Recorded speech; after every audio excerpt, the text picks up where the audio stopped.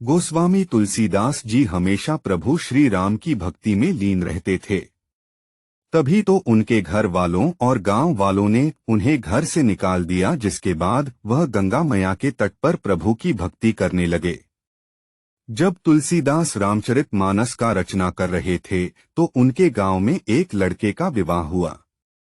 जिस दिन वह अपनी दुल्हन को लेकर अपने घर आया, उसी रात किसी कारणवश उसकी मृत्यु हो गई।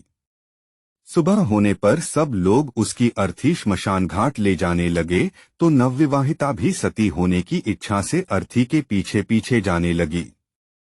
लोग उसी रास्ते से जा रहे थे जिस रास्ते में तुलसीदास जी की कुटिया पड़ती थी।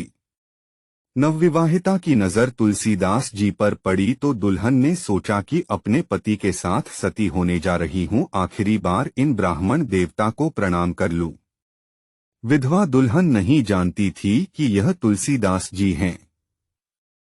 जब उसने उनके चरण छूकर प्रणाम किया तो उन्होंने उसे आशीर्वाद देते हुए अखंड सौभाग्यवती भव कह दिया।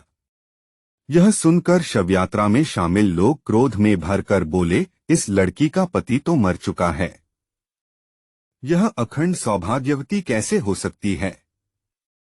इसके बाद सब एक स्वर में बोलने लगे, तू झूठा। तुलसीदास जी बोले, हम झूठे हो सकते हैं परंतु हमारे राम कभी भी झूठे नहीं हो सकते। सभी जोर जोर से बोलने लगे, इसका प्रमाण दो। तुलसीदास जी ने अर्थी को नीचे रखवाया और उस मृत युवक के पास जाकर उसके कान में कहा, राम नाम सत्य है। युवक हिलने लगा।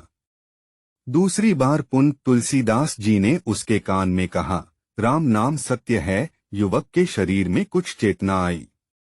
तुलसीदास जी ने जब तीसरी बार उसके कान में राम नाम सत्य कहा तो वह अर्थी से उठकर बाहर आ गया। सभी को बहुत आश्चर्य हुआ कि कोई मृत कैसे जीवित हो सकता है। सब तुलसीदास जी के चरणों में प्रणाम करके क्षमा याचना करने लगे। गोस्वामी तुलसीदास जी कहने लगे, अगर आप लोग इस रास्ते से नहीं गुजरते तो मेरे राम के नाम को सत्य होने का प्रमाण कैसे मिलता। यह तो उस राम की लीला है। राम से बड़ा राम का नाम। उसी दिन से यह परंपरा शुरू हो गई, श्री राम का नाम सत्य है।